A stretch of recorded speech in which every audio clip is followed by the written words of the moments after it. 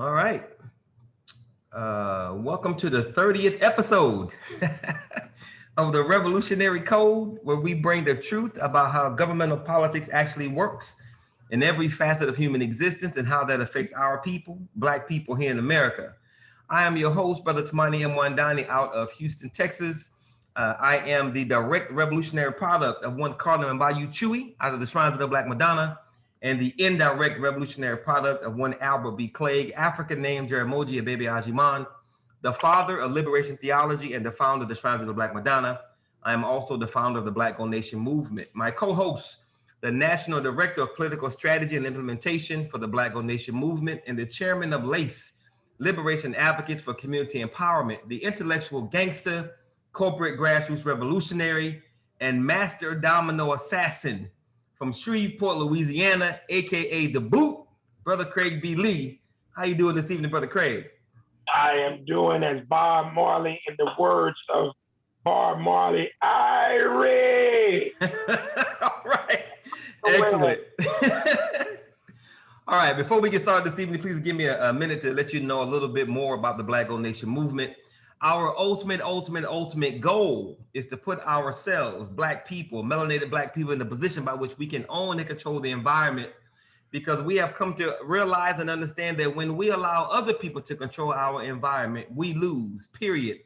When we allow other people to control any aspect, any system within that environment where we live, when other people control it, we always find ourselves on the bottom, be it the agricultural system, the political system, the security system, the economic system.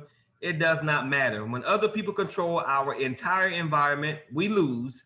Or when other people control any aspect of that environment, we always find ourselves on the bottom.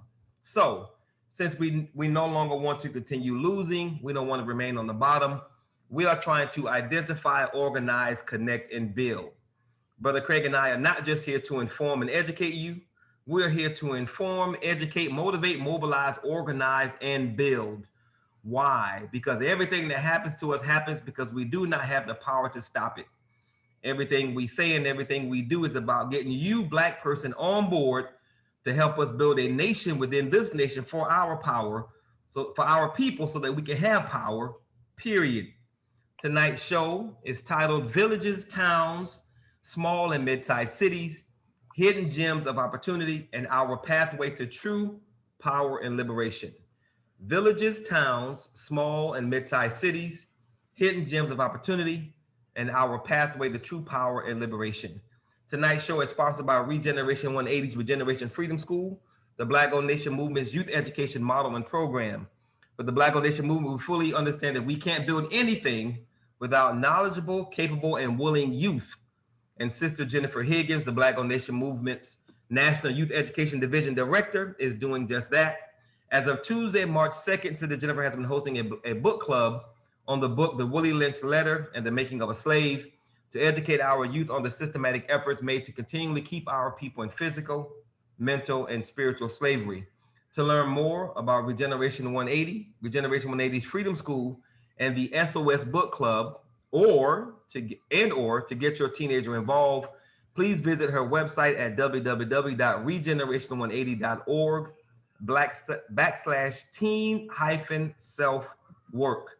I will place that link in the Zoom chat so you guys can go get it, share it with anyone you know who has a young teen who can benefit from what Sister Jennifer is doing via our youth education division on a national level.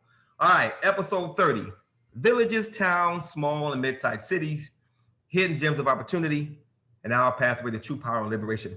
All right, Brother Craig, we'll get into it. Episode 28, 2 weeks ago, was titled From Booker T. Washington to the Black Panthers, Our Greatest Takeaways and Lessons Learned. We discussed what our major movements and leaders got right, what we could learn from what they got right, and more specifically, what pillar of the 6 pillars of empowerment they lacked, which ultimately served as a result of their demise and them no longer being with us today. That was episode 28, 2 weeks ago. Episode 29 last week was titled From Over 200 Towns and Cities to Almost Zero Business Ownership, How Far We Have Regressed and Why. Last week we discussed how we were able to establish and build from the ground up over 200 towns and cities after slavery, why we have so few Black businesses today that employ more than 10 people, and how we're going to flip that using the 6 pillars of empowerment. So tonight, we want to bring those 2 episodes as well as tonight's episodes together and bring all this information home. Again, tonight's show is titled Villages, Towns, Small and Mid-Sized Cities, Hidden Gems of Opportunity, and Our Pathway to True Power and Liberation. The first question, Brother Craig, is rather involved. I'm going to cite our major leader and their movement, and I want you to give me one major thing that leader was trying to do with that movement, and then give us what pillar or what pillars they lacked in their organizational efforts. So I'm going to name the leader and the movement. I want you to give me one major thing that they were trying to accomplish, and then the pillar or the pillars that they lacked. All right, you ready? Always ready, bro. Excellent. Amen. Booker T. Washington and the Negro Business League. Well, of course, spirituality and right culture. He was in the ball game on education to some degree. Lacked the economic component for the most part, but he was in the ball game, and the socioeconomic to some degree was there, but definitely the political. So out of the 6, he was definitely in the ballpark on the education, the economics, and to some degree the socioeconomics. But the other 3, spirituality, right culture, and politics, wasn't really in the game. All right. W.E.B. Du Bois, the Niagara Movement, and the NAACP. What was the one major thing he was trying to do, and what pillar or pillars did he lack? He and the movement, of course. Well, you know, Du Bois' whole thing was liberal arts education. I mean, he wanted to elevate our people. He just wanted to do it on an intellectual side versus the vocational education piece that Booker T. Washington focused on, the more practical aspect of taking advantage of the skills that our people developed during slavery. So again, they lacked the spiritual, cultural. They did have some aspect of the educational piece. Some of the other parts that Booker T didn't have, they had. Definitely lacked economics, the economic focus, other than professional individuals serving as the doctors, lawyers, and whatnot. That's not really economic development to create mass opportunities for our people. That's why I said Booker T and Tuskegee, his organization was more in tune. You had more on the socioeconomic side. They had a little bit going on that particular level because they did want to get into the political sphere. And so the political side, you know, they pretty much lacked that from a grassroots standpoint. They were pretty much your bourgeoisie and pseudo-bourgeoisie group. So out of the 6, no spirituality, no culture, slight, you know, in the education game, no economics, and for the most part, you know, not really any political focus for our people. All right. Marcus Garvey and the UNIA. The spiritual was lacking. They had some elements of the cultural piece, not, of course, all, but they were in the game. The education piece to some degree, but not really. Economics, kind of, sort of, because he was patterning his thing after Booker T. Washington, so to some degree, they were on the economic deal, not as focused and committed and structured as Booker T. Washington and his group. Socioeconomics, you know, not really into that because they were talking about back in Africa, so he really didn't take advantage of a lot of the towns, people like my uncle, who was a part of his organization, who had already created a Black township on the outskirts of Shreveport. He didn't take advantage of mobilizing and organizing those people who were already part of his group. And politics, you know, definitely lacked that because, again, they were trying to go back to Africa, supposedly. Okay, supposedly. Okay, Malcolm X and the OAAU. Malcolm, you know, he was growing into the spiritual, but it wasn't a part of this particular organization because he had a separate organization still in the Islamic field. So I gotta, you know, eliminate the spiritual on that. The cultural, he was trying to come into play, but again, he was just now coming to that, so that was lacking. Education piece, I guess we can give him some points on that to some degree, specifically for himself, you know, because they really didn't get off the ground too much. He started that, it was like less than a year before he was assassinated. No economics whatsoever. Socioeconomics, no. And the politics, I can give them some aspects on that, although it wasn't fully materialized. So out of the 6, you know, they were in the ballpark on roughly 1.5 to 2. Okay. The Deacons for Defense. No spirituality, no culture, really not any, you know, to some degree, education, because they were trying to enlighten people about some of the rights they had within this game. No economics.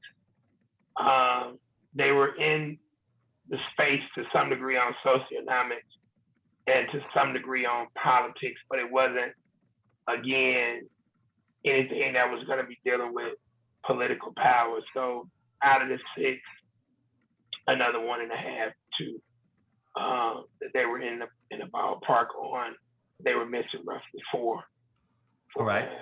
Okay. The Lowndes County Freedom Organization. No spirituality, no culture.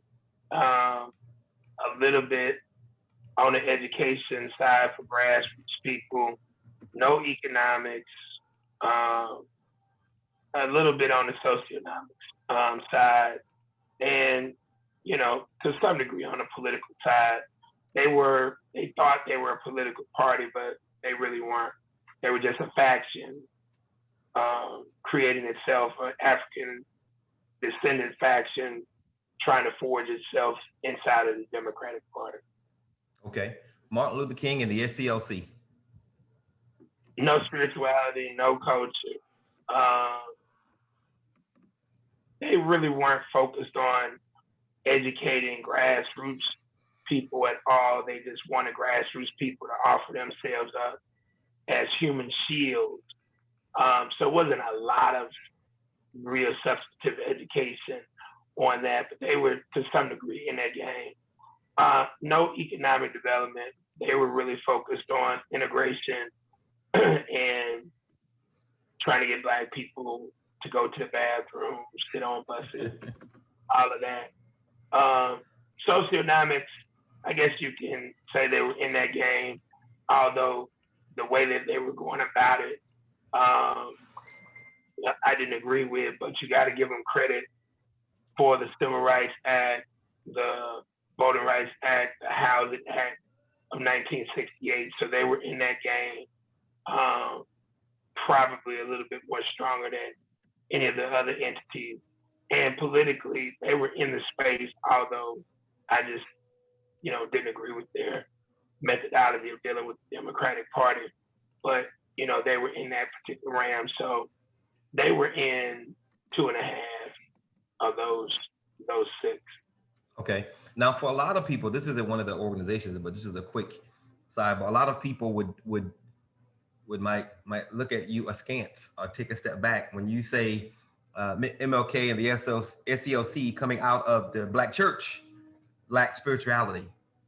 Can you elaborate on that real quick? How can someone coming out of the Black church lack spirituality? Because religiosity and spirituality are two different things. Spirituality is your intrinsic power that connects you to the creator and the ancestral forces that's already inside of you. Religiosity helps to suppress that inside of you, which makes you dependent on the theology, the philosophy that they're promoting, whether it's Christianity, Islam, Hinduism, it doesn't matter. Okay. Because all religion is philosophical concepts created by man. And the premise is it's supposed to get you to a higher connection to the creator. That's not what happens. It actually dulls your connection to the creator and the ancestors. So most people who are going into the church are really going into the emergency care unit to just receive more drugs versus more healing, any kind of healing. That's just the hustle that's been played out there. Okay. You don't have to pay for spirituality. That's not. There's no price on that. You just have to be committed to unlocking, unleashing, and activating your mind. And once you do that, and the righteous spirit aspect that dwells within you, your power, your spirituality then will be also unlocked, unleashed, and activated. And religiosity doesn't point you in that direction. Dig it. Stokely Carmichael and SNCC, Southern Nonprofit. Southern Nonviolent Coordinating Committee, Student Nonviolent Coordinating Committee. Of course, no spirituality. Of course, no culture. A little bit about the system that they were in, but not any major education. So they were partially involved in that. No economics, because they were, pushing the whole integration thing. No real socioeconomics, but they were partially in that. And then politically, you can give them a few brownie points because again, they mirrored the SCLC. They were just a younger version of them. So out of the 6, maybe 2 total in terms of being partial. None of these guys were like 100% full throttle on any of the 6 pillars of the power. Dig it. Okay. 3 more. Huey P. Newton, Bobby Seale. I'm sorry, 2 more. Huey P. Newton, Bobby Seale, and the Black Panthers. No spirituality, no culture. Definitely one of their Achilles heels. I will give them more than any of the other groups, although they really didn't understand a lot of what they were really promoting. They got caught up into the philosophies of, Karl Marx, Lenin, Stalin, and whatnot, but they had more information than the rest of them. No economics.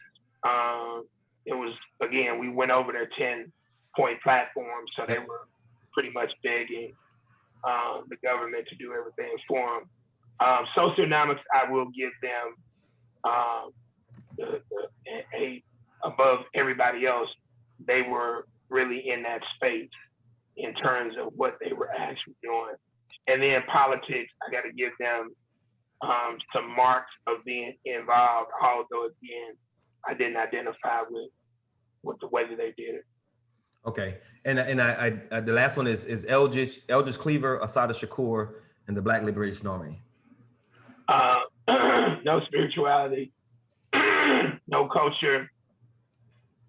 You pretty much can throw education out the window because they split from the Black Panther Party because they felt that the Black Panther Party, with their pretend gunplay and political influence, were not aggressive enough. So you throw education really out the window, economics out the window, socioeconomics out the window, to some degree politics, So they were lacking on basically all of the six because they wanted to follow up with what the white folks, the anarchists, were really, really doing over in Europe, which is that single spark theory of igniting a revolution of grassroots people with violent acts. So they lack pretty much all of the six. Now, most people will be surprised to hear you say that the Black Panthers weren't really real about that gunplay. What makes you make that statement?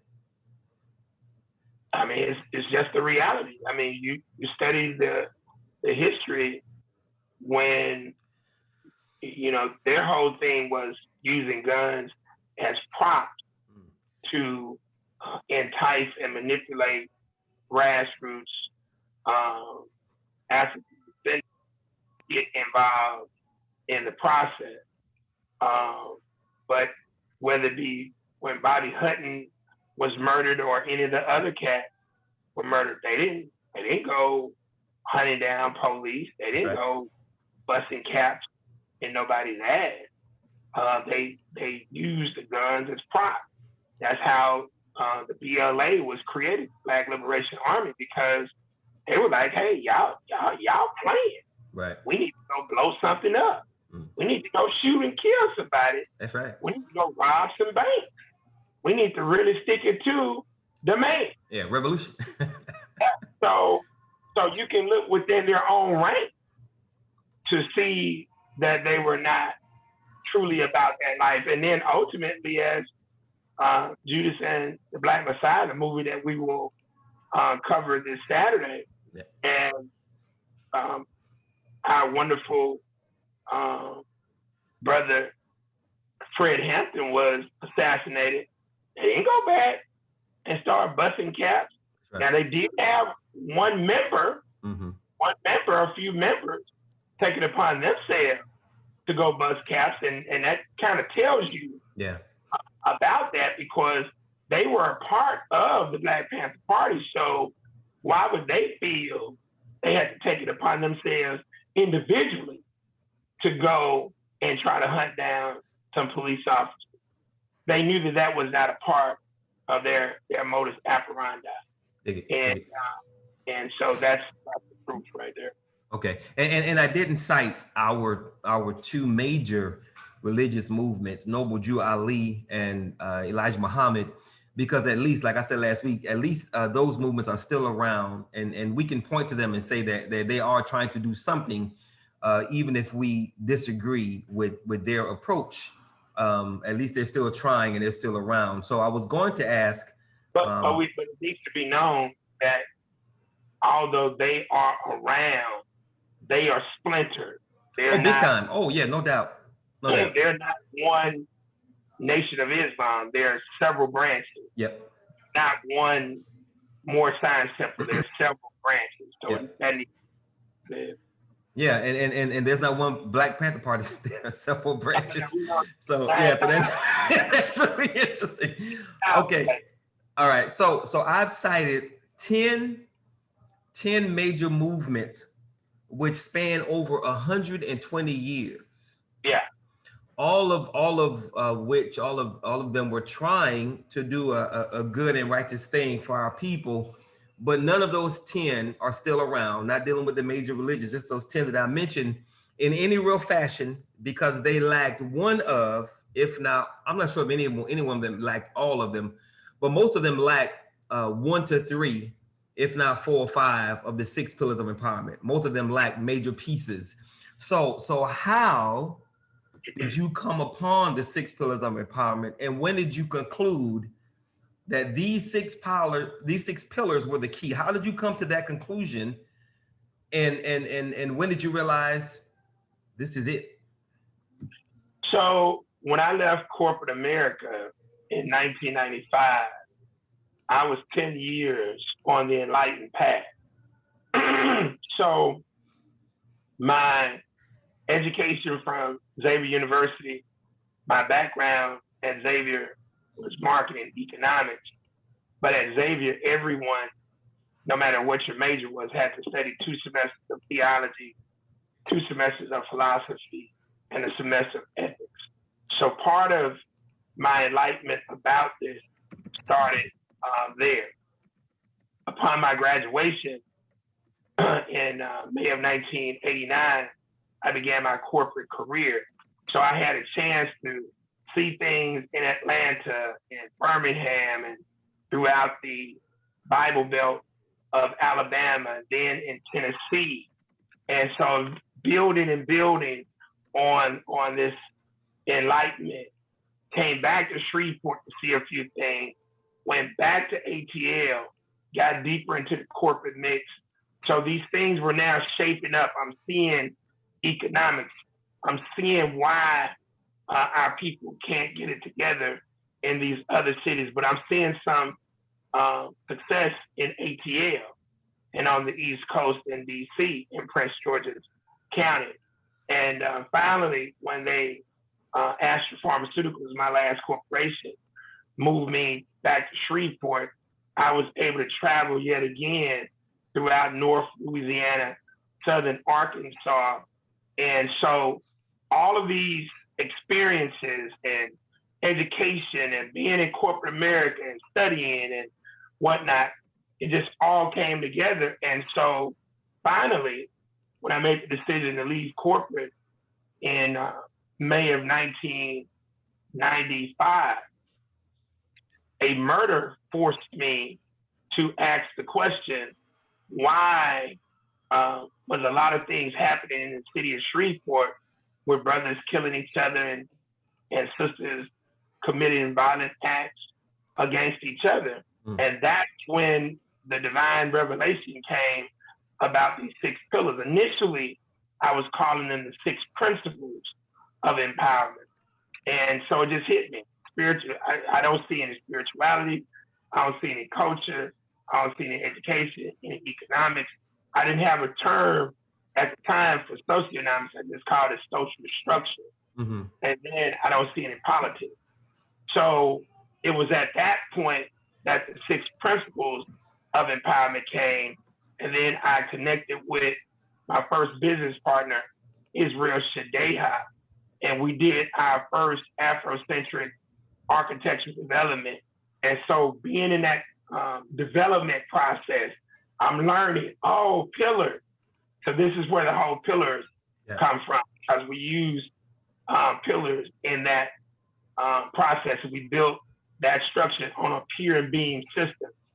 So that's how I evolved the term from principles to pillars, and never deviated from it, because I knew that spirituality and culture govern the mind, and it establishes the human compass for right decisions, right action, right conduct. I knew that out the box. So the education piece, I understood would come third, because the spiritual and the cultural would now propel you to want to embrace learning. And I ain't talking about degrees that you get from school, but life learning.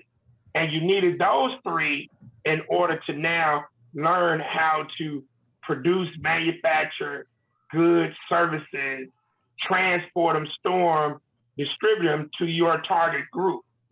And so then that took care of the economic.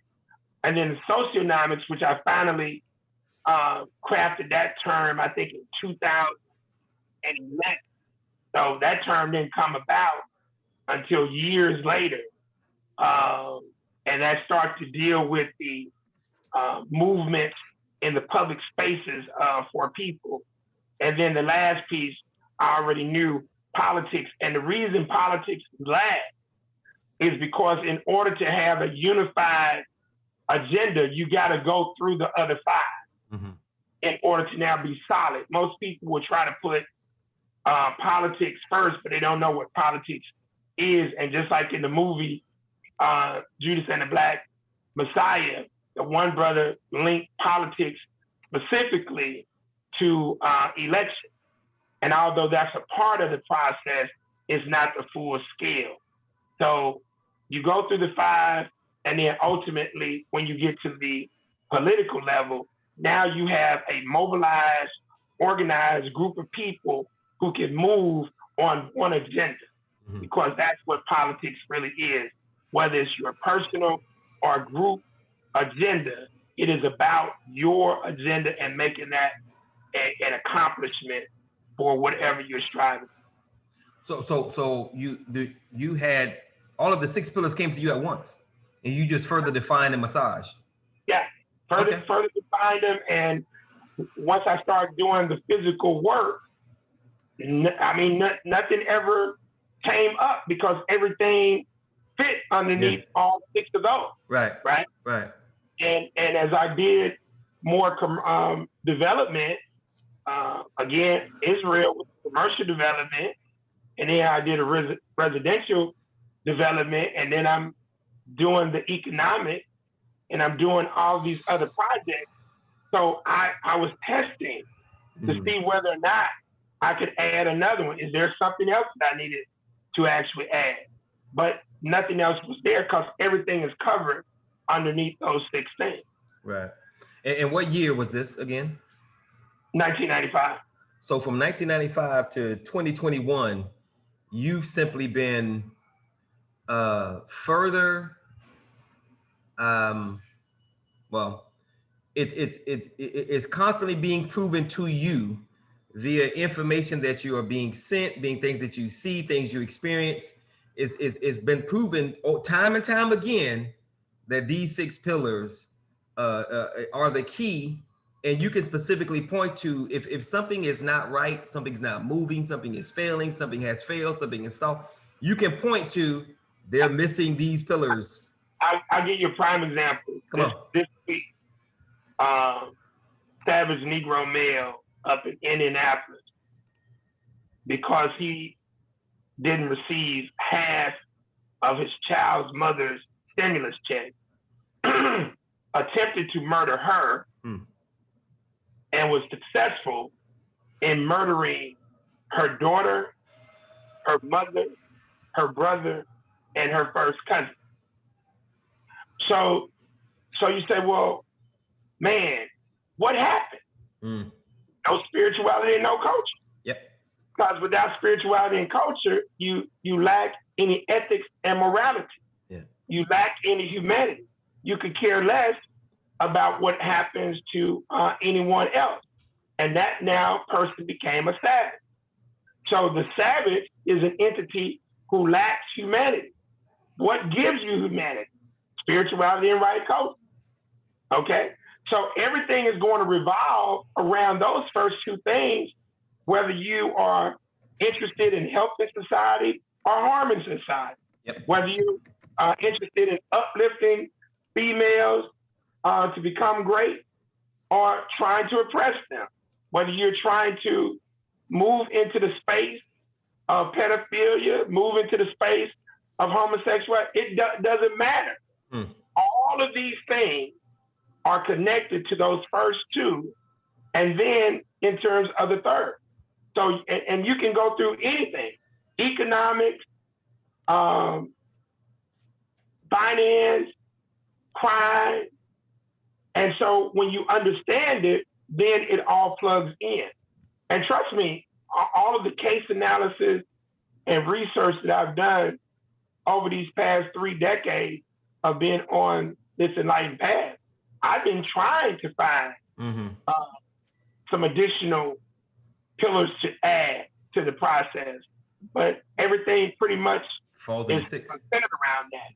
Your family structure, the way that you deal with your children, your health and nutrition, your economic format, how you take care of your home, whether or not you're interested in farming, the embrace of your ancestors, the respect of the Creator, all of it falls under those 6 pillars.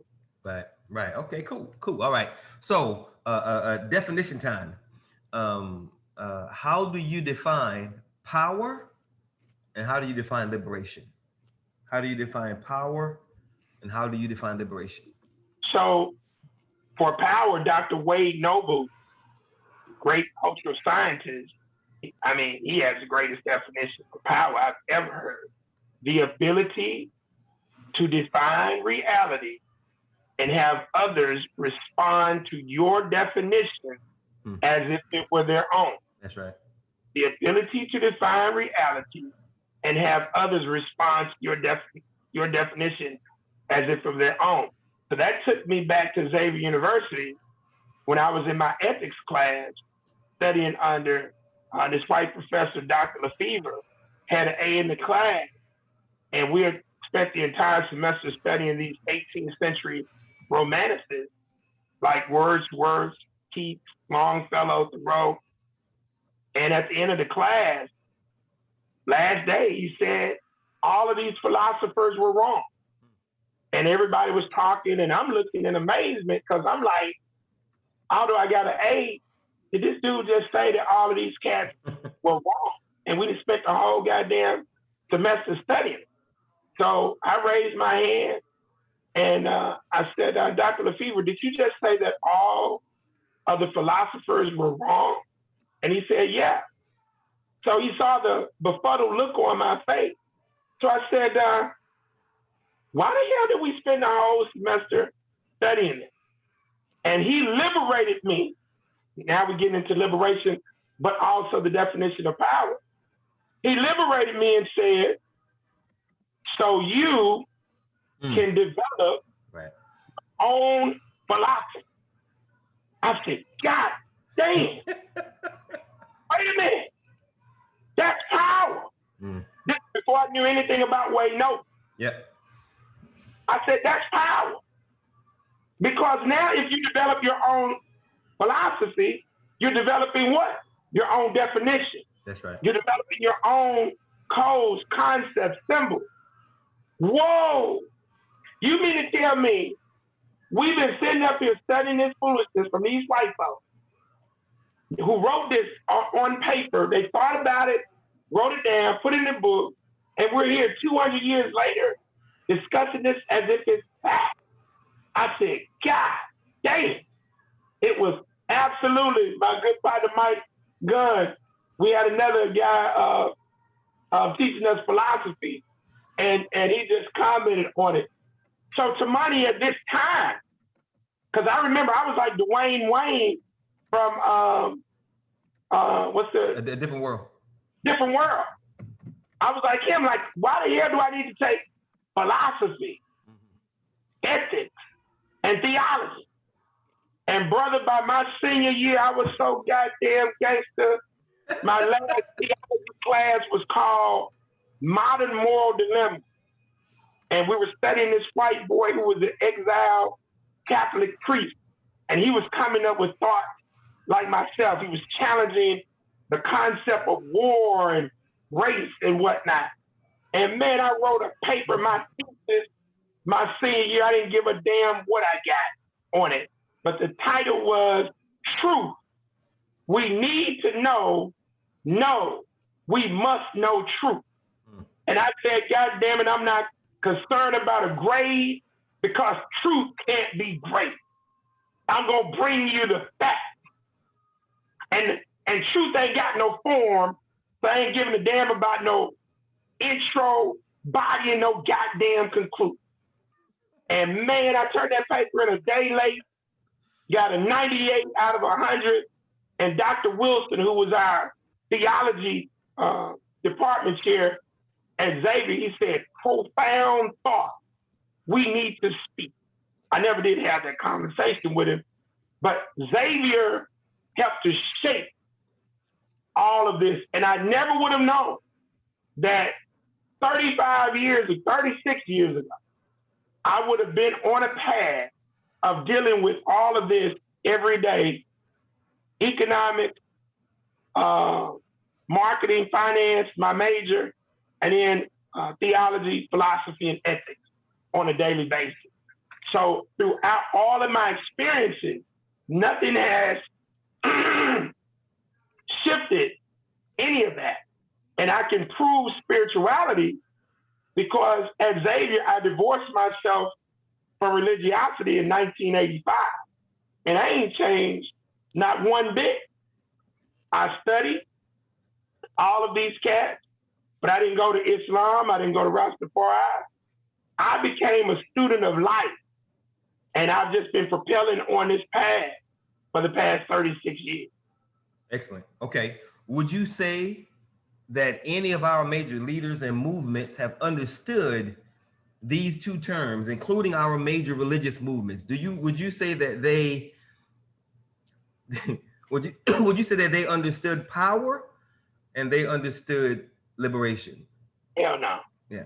And they didn't understand either, because their minds have been indoctrinated one way or the other. That's right. Even when you break away from Christianity, the indoctrinated aspect of Christianity, and you go into Islam, that's still indoctrination. Mm-hmm. And so, no, none of them understood what it meant to have power, and they didn't know what it meant to be liberated.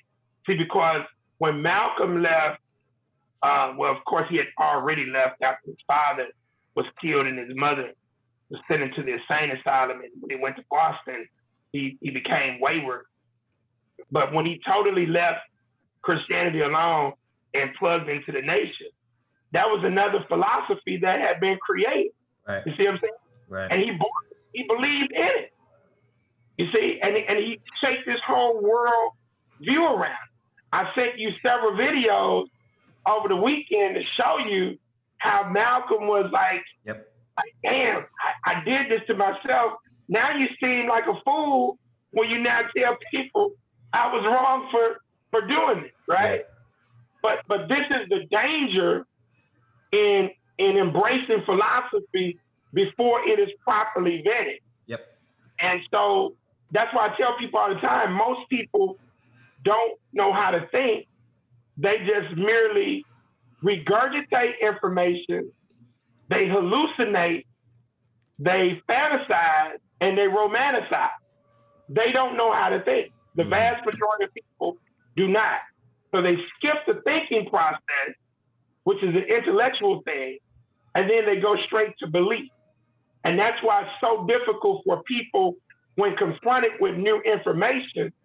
That's why it's so difficult for them to now consider something different than what they believe, hence the term that Frantz Fanon coined, cognitive dissonance, to reject anything new, even if they're supposed to be on an enlightened path. Right. And the reason that they can't get it is because they lack spirituality and culture. Right. And that is one of the reasons why our people continually fall for it, because as a people, we lack spirituality and right culture. So we can't see the okie doke when it's coming, and we constantly fall for it over and over and over again. Yeah, because it goes to the African proverb, be skilled in speech, so you will succeed. The tongue of a man is his sword. That's right. And effective speech is stronger than all fighting. So they've learned how to romanticize people's ears and their minds because they know the people don't know. Right. Right. Yep. So those who have the best oratorical skills, and heaven forbid, if you can write and you can speak. That's right. Oh, it's damn near all over. Yeah. So that's how you can pimp people. That's how you can become a psychotic influencer and manipulator of people. That's right. Hence pimp. Right. Hence pimp. All right. If you missed the intro, you are listening to the Revolutionary Code, where we bring the truth about how governmental politics actually works in every facet of human existence and how that affects our people, melanated Black people here in America, Africa, and the diaspora.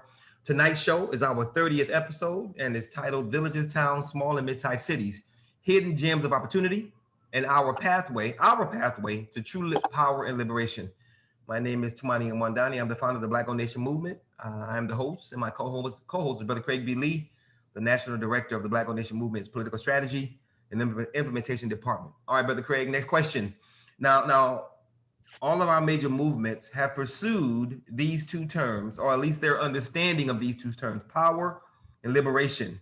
But none of them were successful by either their definition or your definition. Either way, they were unsuccessful. From episode 29, we talked about these 200 towns and cities that we established. And I asked you last week, if we had control of these geographic spaces today with the 6 pillars of empowerment, what would that mean for our people today? If we had control of these 200 geographic spaces in this country with the 6 pillars of empowerment, what would that mean for our people? You're talking about you're talking about being able, first and foremost, to create, as Sister Fabu likes to say, safe spaces. That's right. For people to exist. Okay? Doesn't mean that we are not going to feel targeted or attacked. Mm-hmm. But for the most part, you would be able to create safe spaces. Number two, you would be able to establish a genuine and organic and authentic education or schooling system for our children, which would continue to foster the concept of empowerment. Number three, all of that would be able to be funded because now of that $1.5 trillion of disposable income, which less than 3% is spent amongst ourselves currently, now that 3% would automatically increase to levels that it existed back in the 1950s, the 1940s, before pseudo-integration took shape in 1970. So again, even if we were just looking at procuring 20% of $1.5 trillion, that would be $300 billion being circulated throughout all of those particular cities and towns. And with $300 billion being circulated amongst those towns, which means that now 80% of your dollar, you can still take your punk ass on a cruise, you can still take your punk ass to Bally's gym if you wanted to, but why? We would have our own gyms and all of that, but that's right. To say, you could still go give the white man, the Chinese man, and others some of your money, but here's what would happen.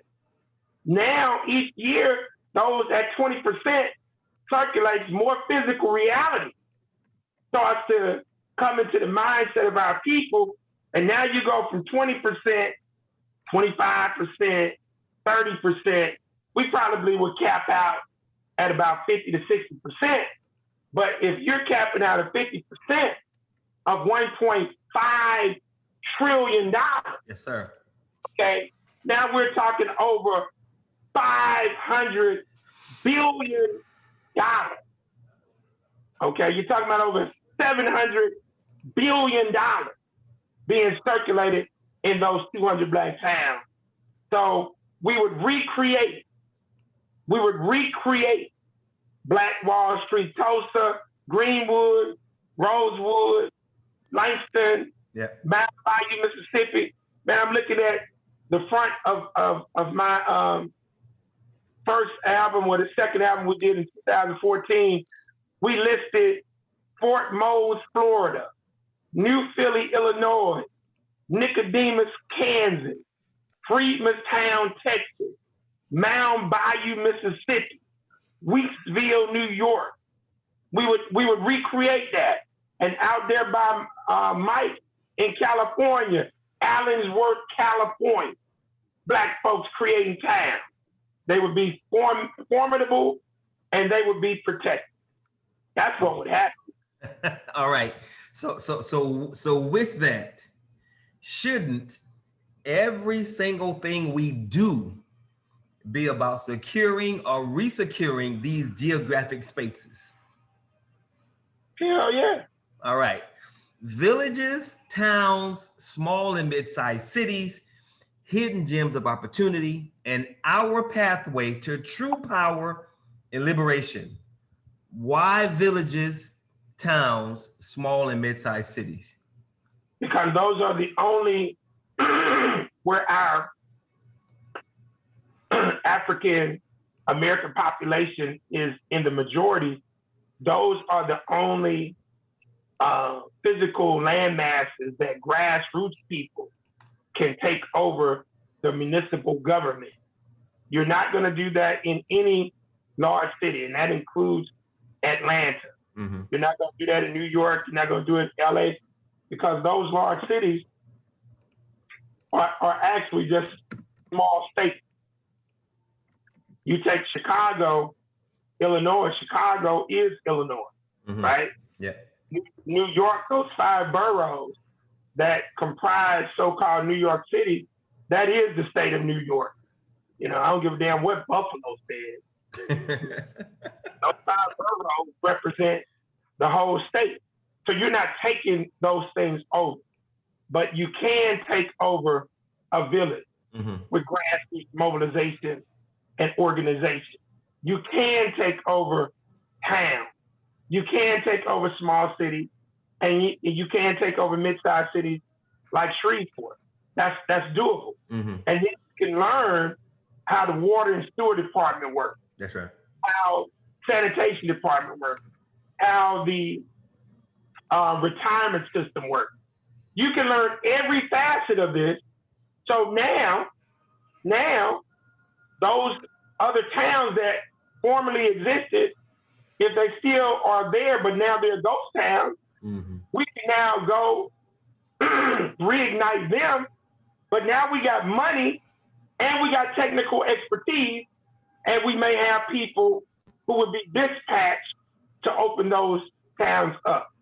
As I'm going through the list, do you remember this movie that Andre 3000 and Big Boy of the rap group Idlewild.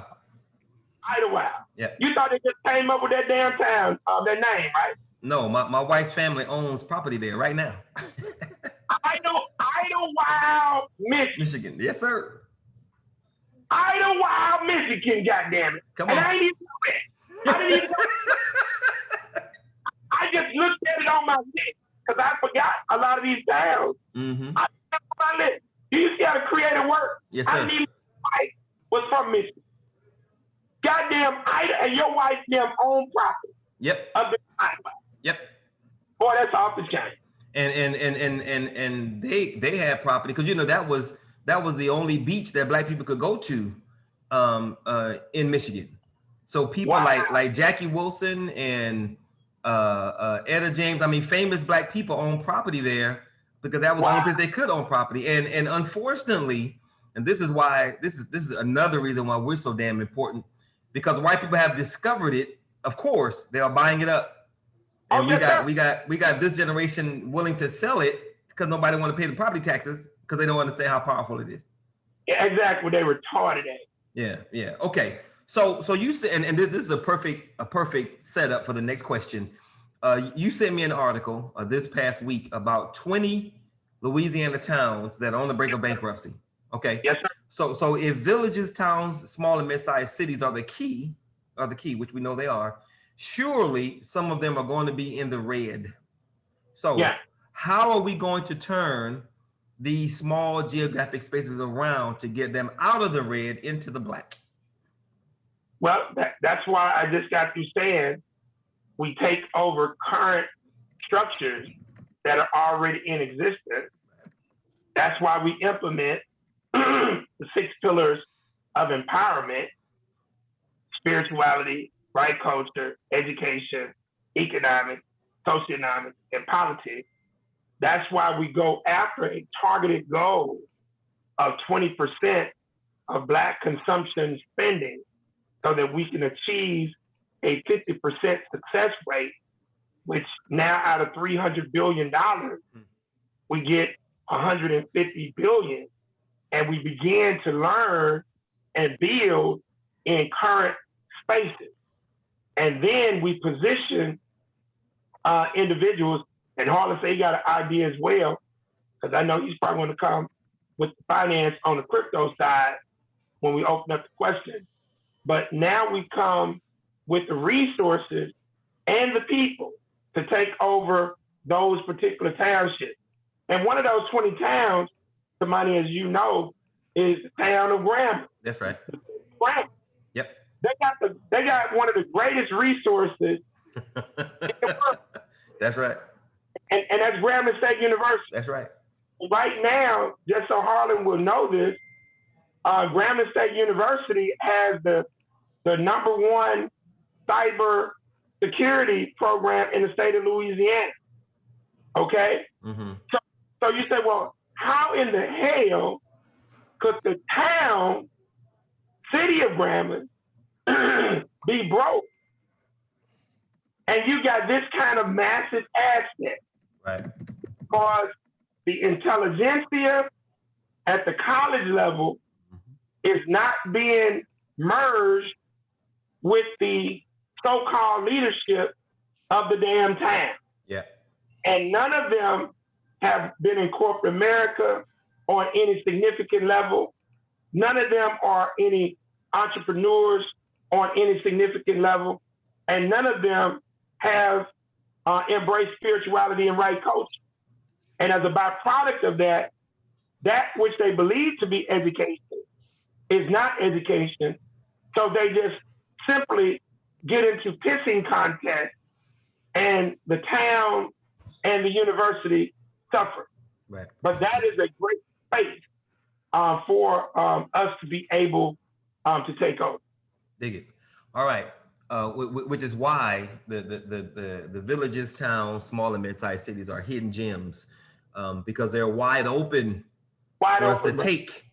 And we've proven with tonight's show that not only do we need these geographic spaces, but we know, because we've studied and learned what our major leaders and movements were trying to do, what they got right, and specifically what pillar they did not have, which is why they're not with us today.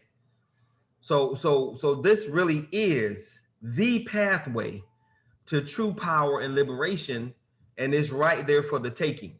Last question.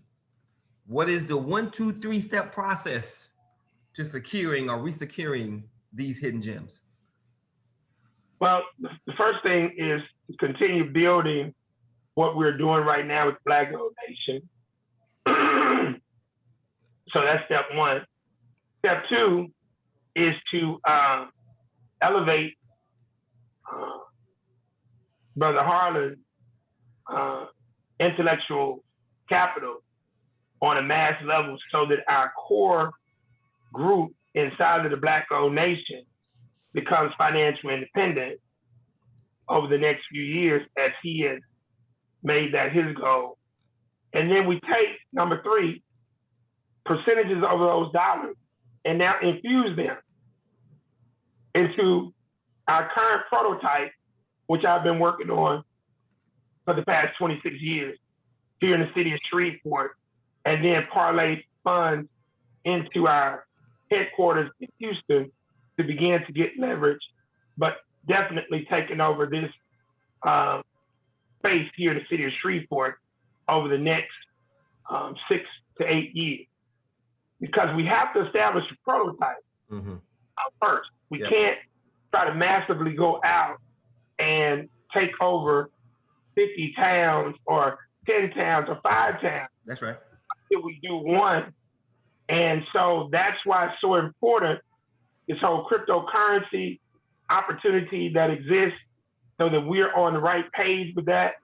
And so we can now have multiple millionaires or billionaires, because I can assure you, if I am now generating a net of $500 million a year, $400 million, 80% of what I bring in is going back into the community in a variety of different ways. That's right.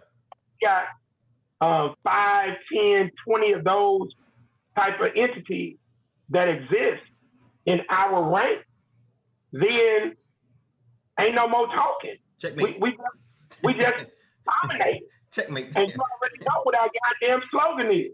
You either gonna get down or you gonna lay down. But you gonna get your ass out of our way. That's right, because we coming. That's right. All right. Last statement. It's not really a takeaway, but the closing statement, as I do with all the shows. If you could only give everyone one guaranteed takeaway from tonight's show. Out of everything we've shared, everything you've stated, all of which is absolutely profound, you only give everybody one thing that they can take away from tonight's show. What would that one thing be? The one thing is going to be several things underneath one umbrella. Malaga Island, Maine. Idlewood, Michigan. Kinloch, Missouri. DeWitt, New England. Lawnside, New Jersey. Tinkerville, West Virginia. Cheney Valley, Wisconsin. Tamina, Texas. Africa, Texas. St. Maurice, Louisiana. Mossville, Louisiana. Bobtown, Louisiana. Eatonville, Florida. Mound Bayou, Mississippi. Washington, Louisiana. I could just go on that. These are towns that our people create. That's the one damn thing that I would leave, that I don't want to hear nobody telling me about the struggle, because you're absolutely right, Brother Mike. Africatown, Alabama. I don't want to hear another Negro telling me how hard it is in 2021, because you're a goddamn lie. Negro, you ain't got to work for free. You ain't got to duck and dodge the Klan lynching your punk ass. You ain't got to stay in the damn house when it's 159 degrees outside with no AC or no central heat. Our people have paid the price. And amidst all of the struggle, amidst the Klan, the Cracker Citizen Council, against eugenics of Margaret Sanger, against all the odds, they created these goddamn towns. That's right. This is bona fide. Yep. And from 1945 to now, with more resources, with the Klan not lynching your punk ass no more. You got nice shoes, you got Jordans on your damn feet. You can go to the mall, you can go to McDonald's. You can ride on the bus with the white folks. You can go to the bathroom with the white folks. You can drink at the water fountain with the white folks. So all of this nutritious whiteness, how many damn towns have we created? That's right. Not a goddamn one. So that's my takeaway from the night.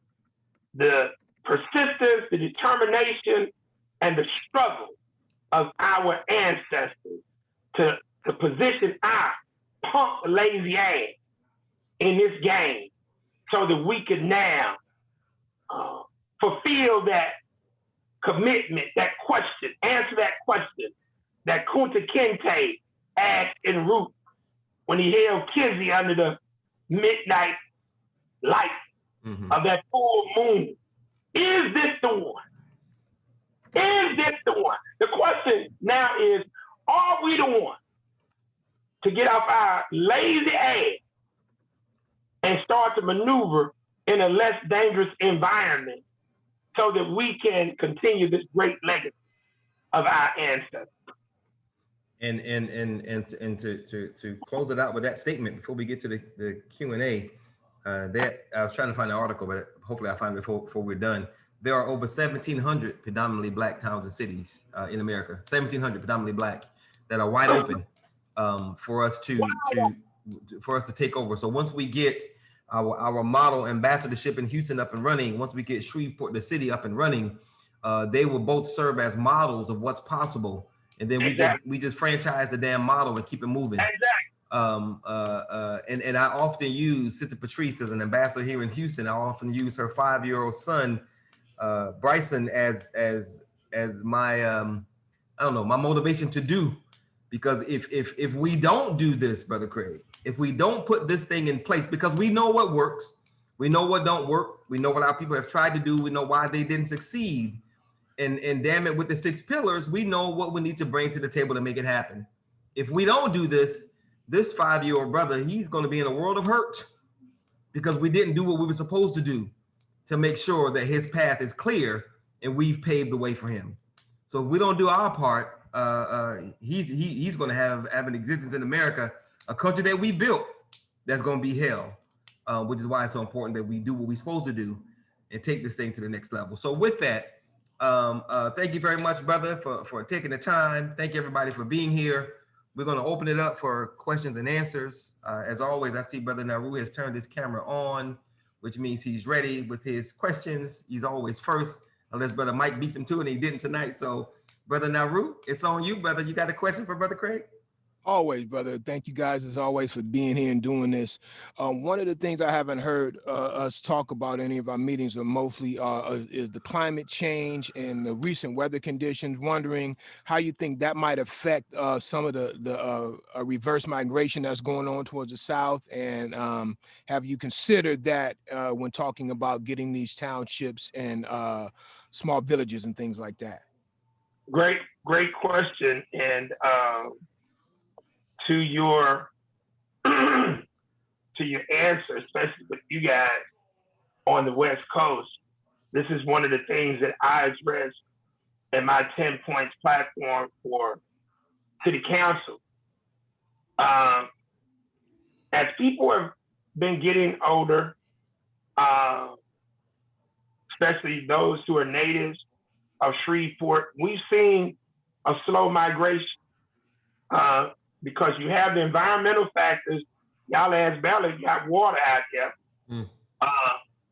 So you got water crisis, you got the earthquake component going on, you got the constant instability of the weather as you just described, but you got a great asset, and that is property value, where people are sitting on $1 million property, where they can sell that damn property, come back south, man, you can build a gangsta ass crib for $100,000, $200,000 out here, then pocket the rest, go into business the whole nine.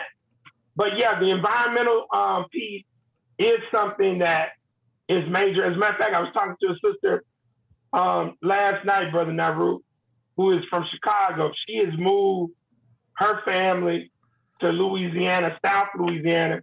And the number one thing she said was, to your point, she said, I can't wait to be finished with them goddamn Chicago winters. Mm-hmm. You know, because you're not going to have that. I mean, now North Louisiana, every now and then you'll get something like we had this year, but for the most part, you have pretty solid climate and abundance of water and abundance of land. That's the other thing in these big cities like Chicago, you ain't got no damn land. You damn sure ain't got no land in New York, right? So you got land to raise food. You can really do some things here. You can have spring water. Like Shreveport is sitting on a spring. And I don't know if have you ever heard of Hot Springs, Arkansas, Brother Naru? Yes, sir. Brother, the water just come out the goddamn ground. Yeah. The water just come out the ground. So Shreveport is sitting on a spring. Caddo Parish is sitting on a spring. So you can get great water in abundance. So yeah, the environmental thing is definitely something I think that's going to help drive the thing, and just really basic ass logic. And as people are getting older, you know, a lot of people don't want to just die out in California. They want to come home and be around some of their relatives and stack up on some of that stuff. Thank you, brother. Cool. That was your last question, Brother Naru? Your only question? Yeah, I mean, I always got some more, but you know. No, I'm just saying, because if it was, I'll just ask for the next question. No, it's all good. Okay. I mean, you kind of answered my question throughout the day, the other one I had, so it was great. Okay, cool. So does anyone else have a question or comment for Brother Craig via tonight's show? Any questions or comments going once, going twice? Hey, yeah. I want to ask Patrice, what does she think? I saw her making a real good statement at the end when she said, "Whew." I want Patrice to tell me what she thought about what was being stated, especially since you referenced her and a 5-year-old son. I was talking about the part where you were saying how our like generations and things like that, how we need to get back to like the education and back to like the 6 pillars. So really just embracing everything all together and doing it all at one time versus, you know, picking one over the other. Yeah. And you know, Patrice, I just did a little quick math, especially after that savage Negro murdered that sister up in Indy. Yeah, Check this out. 10,000, Patrice, 10,000 grassroots people. You already know it's millions of Negroes getting a check, okay? And some of them got children, so they're getting $1,400 per child, right? And then I got a damn letter today. Check this out. I'm getting an extra $600 goddamn dollars of the EIP 2 payment, whatever the hell that is. the economic impact payment. Now, here's the question to you, Patrice. Yes. If 10,000 people were about their business, grassroots people, not bourgeoisie Negroes, not pseudo-bourgeoisie Negroes, but grassroots Black and grassroots Negroes, consolidated 10,000 to just put up $1,000 of their $1,400, their $2,800, their $4,000 stimulus come up, how much would that be? 10 million. Million. Now, Sister Patrice, what could happen by the end of the year with 10,000 people, grassroots, putting up $10 million?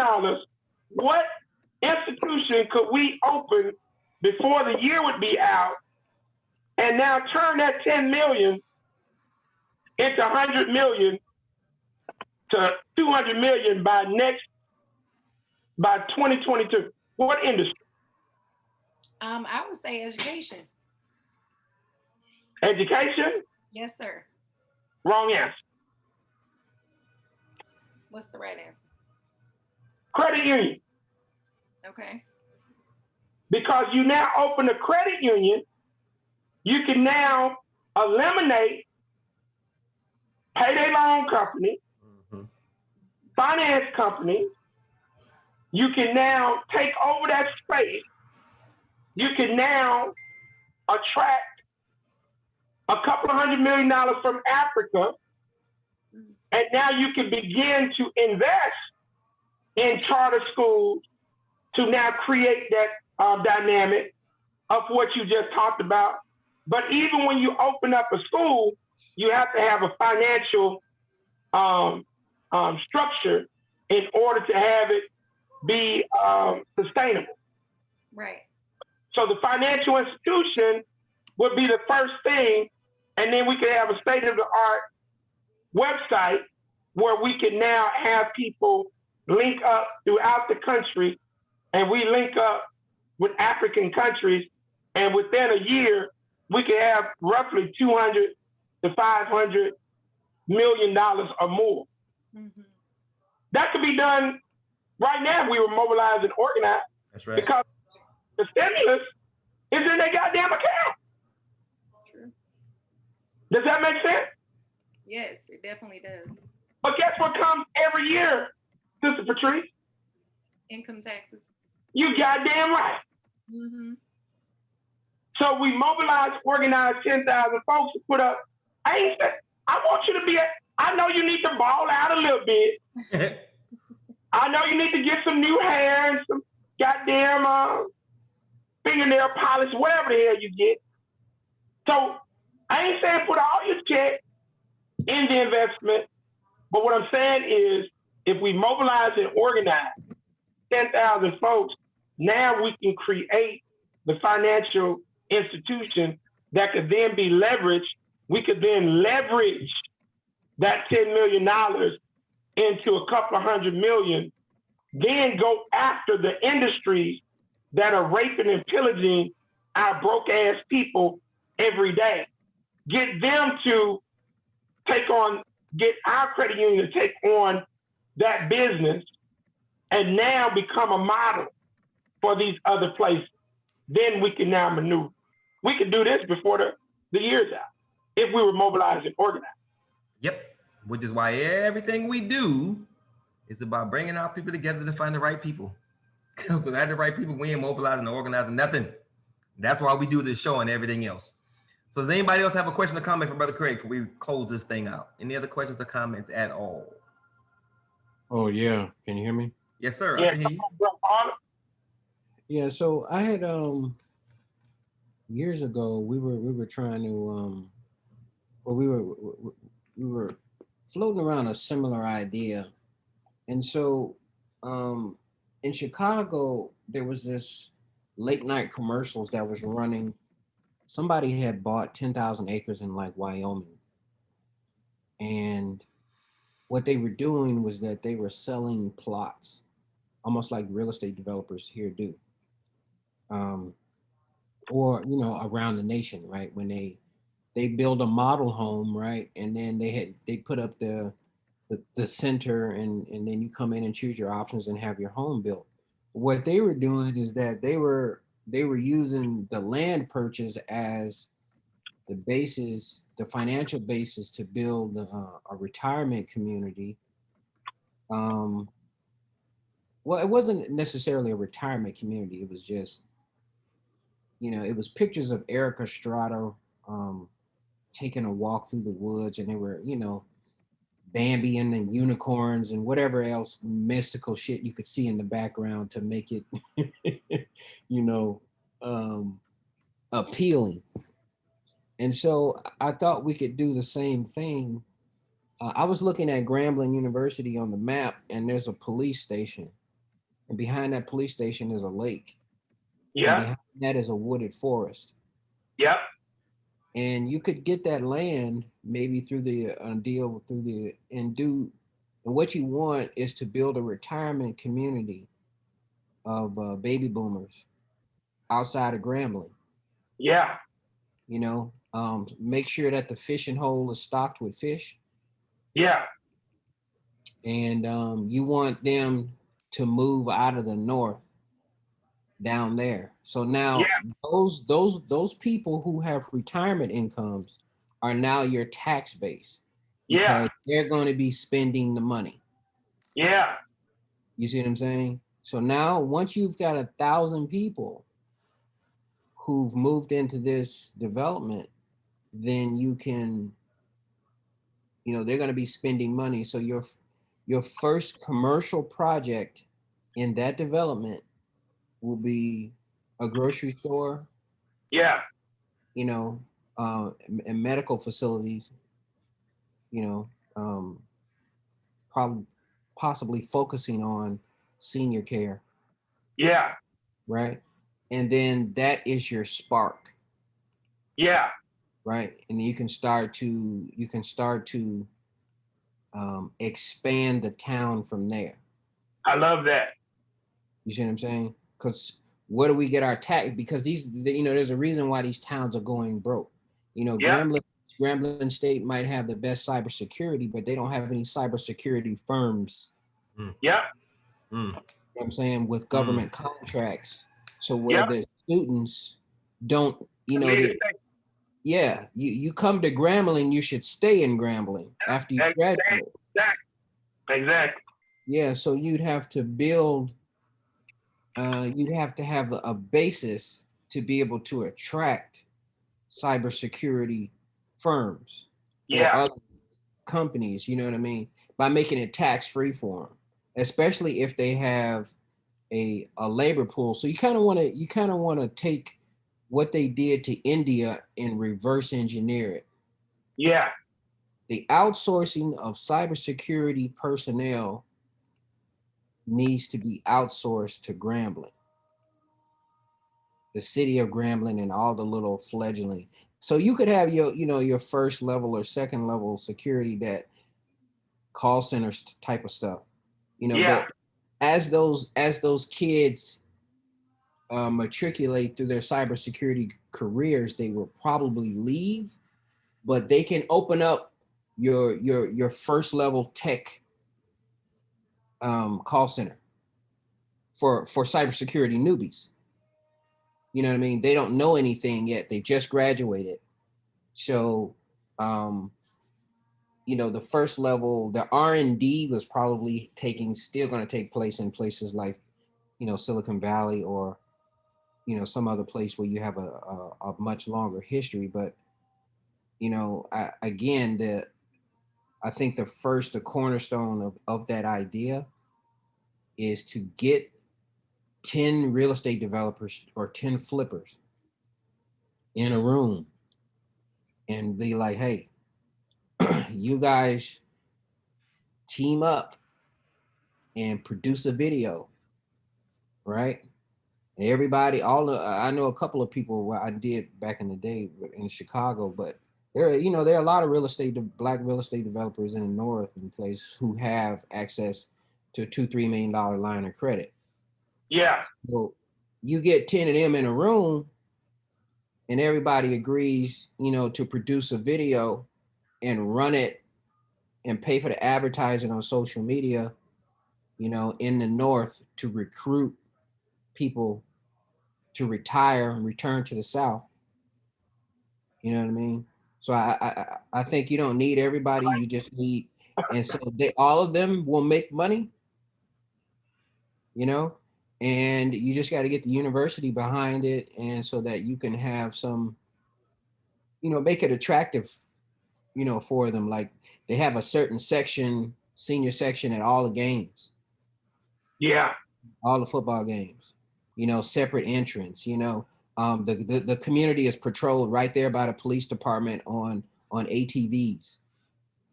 Yeah.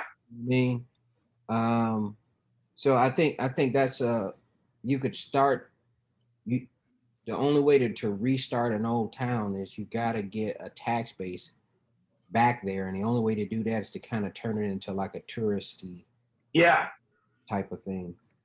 And the other good thing about you referencing that at Grambling, and I want you to do some research on the neighboring city, which is called Ruston, where Louisiana Tech University is headquartered, where Karl Malone went.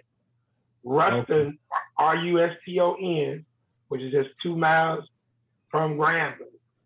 Ruston, a few years ago, I don't know if it's still the case, but it's definitely in the top 5, which is not number 1 anymore. But they used to be number 1 in the United States per capita, more millionaires per capita than any other city in the United States. Little country as town called Ruston, Louisiana. Yeah, I'm on Louisiana Tech's website and they got East Indians on the front page. Oh, they do. Man, if you see what's going on in Ruston right now, they've created about 6 new exits off of I-20. Okay. Yes, sir. With shopping, the whole 9. And Grambling's right there. Grambling's doing a little bit, but what you just talked about, that would be powerful.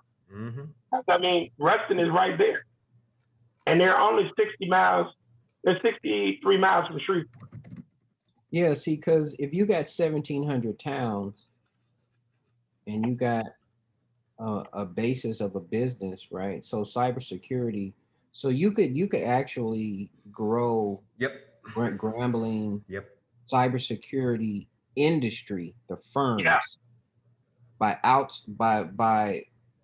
outsourcing, or rather the other 1,700 Black municipalities. It's an economic ecosystem that we could build and control. Right. So that's worth billions. Right. So the city government of Idlewild will not have the intellectual horsepower that it takes to run a an IT department for, let's say, the city of Phoenix or the city of New York, because you're going to constantly be under attack. Yeah. So, cryptocurrency won't be enough. I mean, or rather, using blockchain won't be enough security. So, but what you could do is outsource it. You see what I'm saying? And so if Grambling in this fictitious universe were to get, 700 of those cities paying, $300,000 a year, that might be enough to, because it would cost you, because, each one of those small towns probably could afford 2 people at 150 grand a piece. But if you outsource the entire thing, you know what I mean? Yeah. Across 700 towns, I don't know, what's that? What's 300,000 times 700?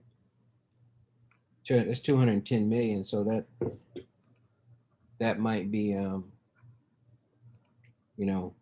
good place to start. I like it. Yeah. I like it. Yeah. Yeah. I like it. Great idea. Yeah, and let me say that I'm going to reiterate this later, but Brother Harlan is our National Director of Economics and Finance. I've been talking about his show, Building Wakanda. I'm going to talk about it in a few minutes as well. But I want you guys, the 10 of us that are left. There was only, I think, 12 of us at the height of it. I want you to understand and realize, what we have, what we've been talking about. For the past 3 weeks, Brother Craig and I have been talking about what our major movements did well, what we can learn from them and build upon. We've talked about we talked about why they're no longer here, how and why they failed,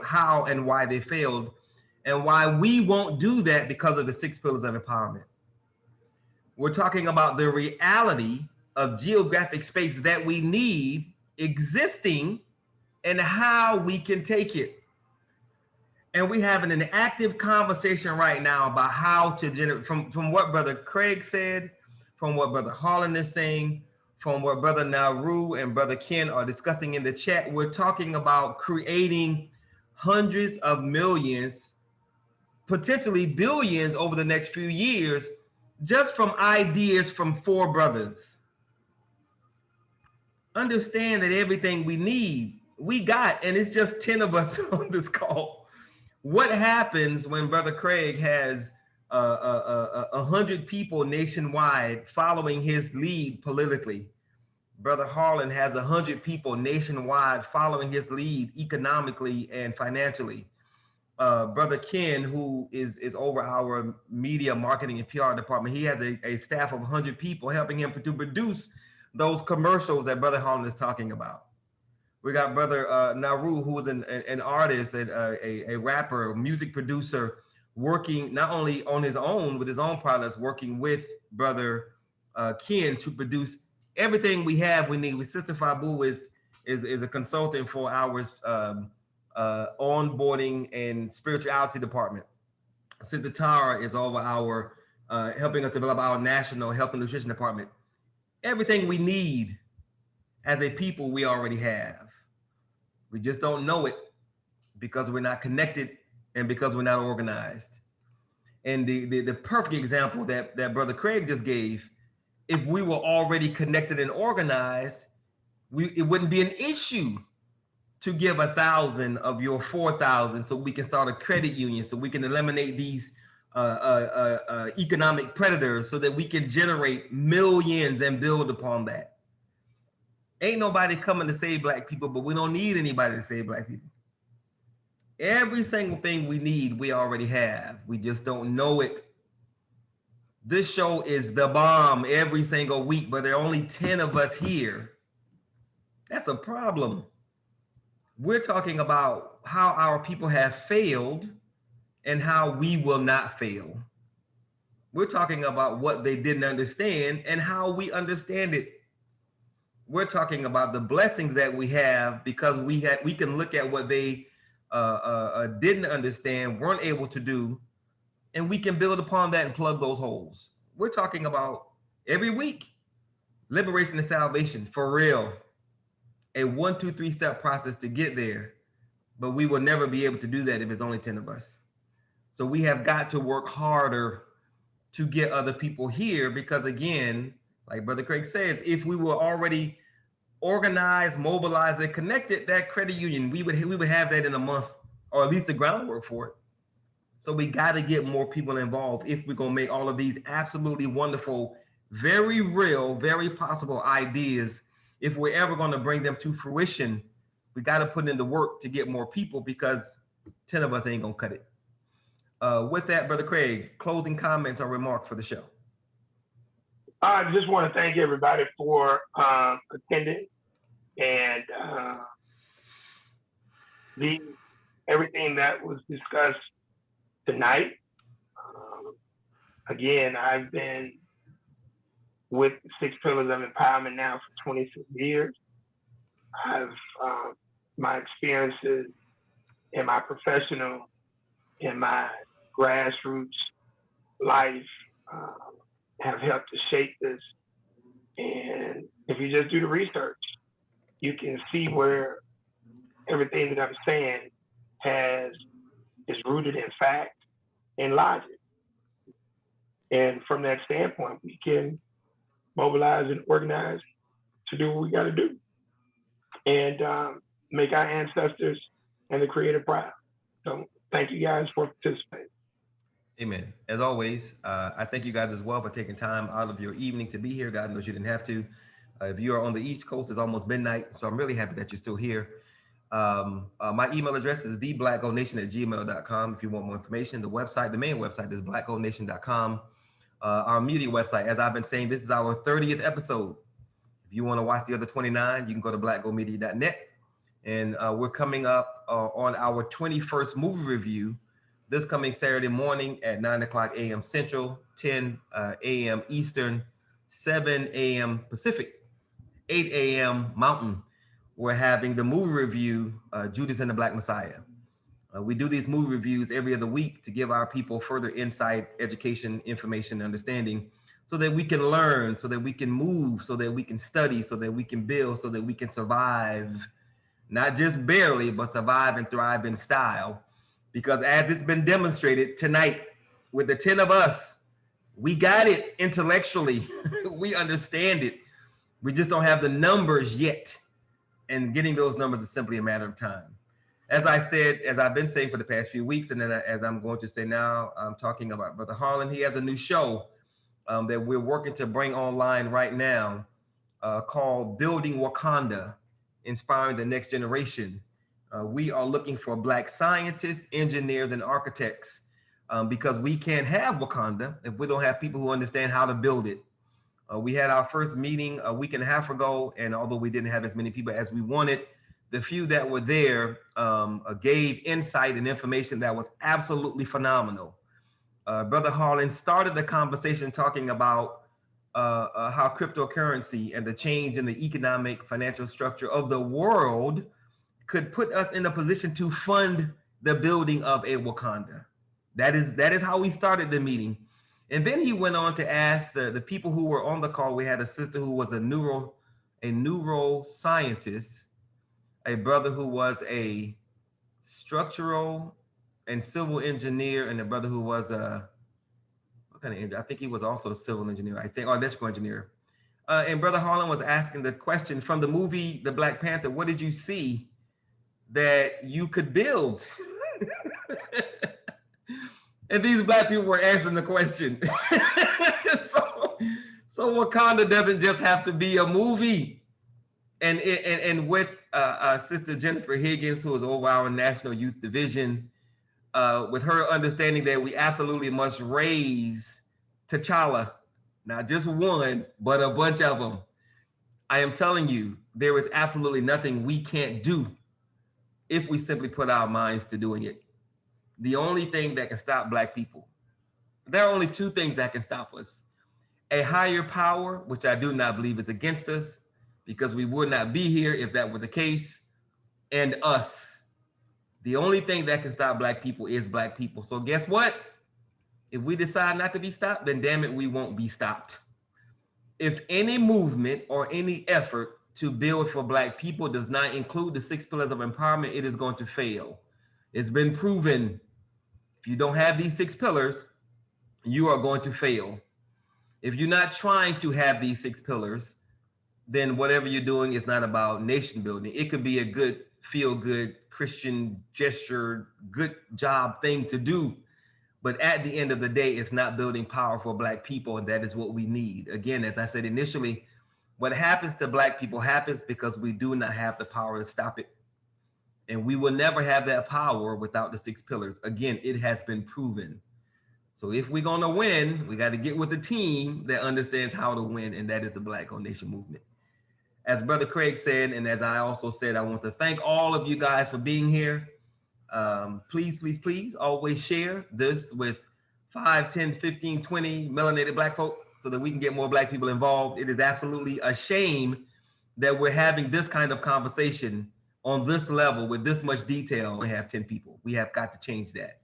So everyone has to invite 5 people to next week's show so that at least one will show up and we'll have 20 and not 10. With that, always, always, always remember 2 things. No one can do everything, but if everyone does something, everything will get done. And absolutely, always, always, always remember that nothing is more sacred. Not you, not me, not your kids, not my kids, not your family, not my family. Nothing is more sacred than the liberation and salvation of Black people, because if Black people don't make it, you're not gonna make it, I'm not gonna make it, our kids aren't going to make it, and our families most certainly will not make it. But if we put the tribe first, if we put the nation first, and we build power for that nation, then everybody that's connected to it will be protected, because that nation will wield that power like a 2-edged sword, and we will protect our own and build for our own, because that is what we're supposed to be doing. So with that, again, thank you guys very much for being part of the show. I sincerely appreciate it.